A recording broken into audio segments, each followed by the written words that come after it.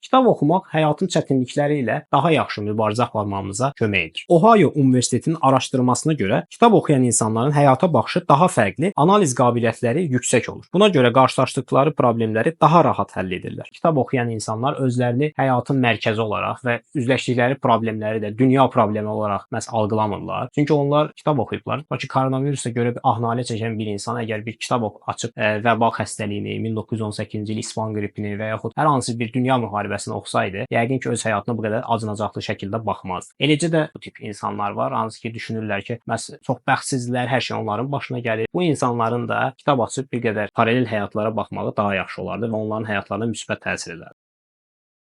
Kitab oxumaq bizə həm də yaxşı bir dinləyici olma imkanı verir. Bir çox insan söhbət edərkən sadəcə sizin bitirməyinizi gözləyir ki, öz sözü başlasın. Ancaq kitab oxuyan insanlar həqiqətən də yaxşı bir dinləyici olurlar. Bununla yanaşı onlar öz hisslərini daha yaxşı ifadə edirlər. Söz bazası artdığına görə, xəyal dünyası genişləndiyinə görə özlərini hisslərdən sözlərə daha yaxşı tökürlər. Özlərini daha yaxşı ifadə edirlər. Həmçinin yazı yazma qabiliyyəti də bu insanlarda daha çox inkişaf edir.